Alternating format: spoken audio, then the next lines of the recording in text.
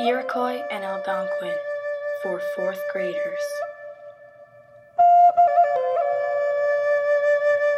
There was a lot of tension between the two tribes over land.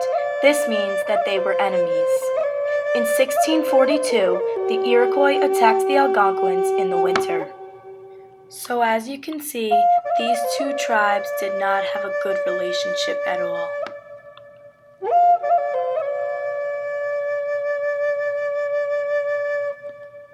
These two tribes spoke different languages. The Algonquin spoke an Algonquin language, which was a musical language that had complicated verbs. For example, the word miigwech means thank you in Algonquin. The Iroquois spoke 6 different languages. These languages include Mohawk, Seneca, Oneida, Onondaga, Cayuga, and Tuscarora. Important Iroquois men learned the language of Mohawk because it was the language most commonly used at the Great Council and at Iroquois religious festivals.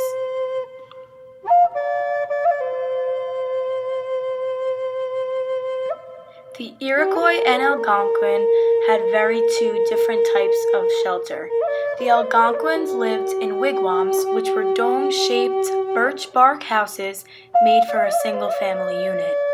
Wigwams were temporary, so they could move easily. There was a hole at the top to let smoke from fires out. The Iroquois lived in longhouses. Longhouses were large wood frame buildings covered with sheets of elm bark. They were up to 100 feet long and housed as many as 60 people, which was considered a clan. Everyone lived close together in a village. One village consisted of about 100 longhouses.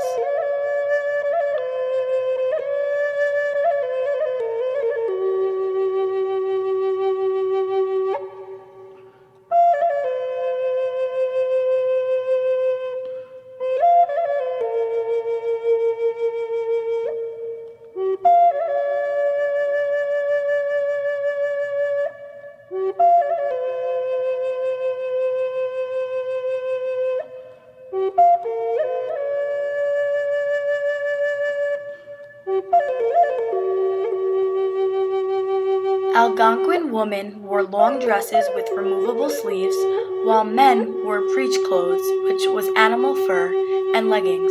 Both genders wore moccasins.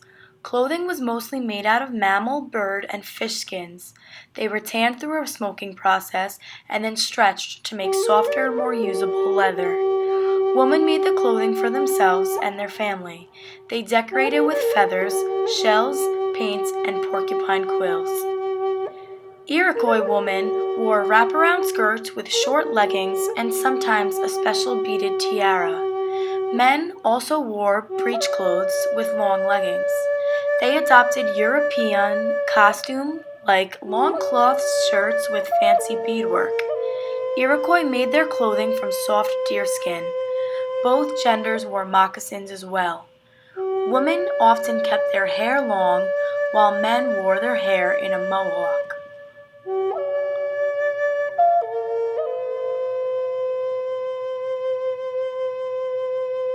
The Algonquins were big hunters.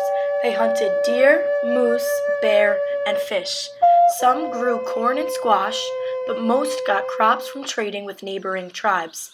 They gathered berries and wild plants to eat. The Iroquois were big farmers. Women and children did most of the gathering, while men hunted and fished. Herbs and maple syrup were collected for medicine and flavoring. Iroquois dishes included cornbread, soups, and stews. The Iroquois often gathered corns, beans, and squash, also berries and nuts.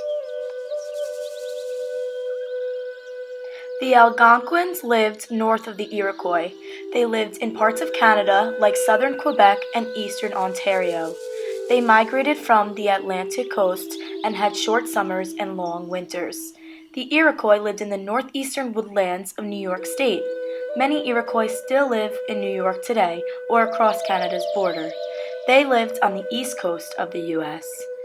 Some Iroquois were forced to move west to Wisconsin or Oklahoma, and some of their relatives still live there today. They lived near lakes and small rivers because it was good for farming. Religion was very different for these two tribes. The Algonquins believed in a spirit or an animating force called Kichimanitu or the Great Spirit. They also believed in an evil spirit called Wendigo. The Iroquois had a religion that was centered around a great spirit who was believed to be their creator. They communicated to the Great Spirit by burning tobacco, which carried their prayers. They believed in an afterlife where they would join the Great Spirit. These two tribes had many similarities, but many differences as well.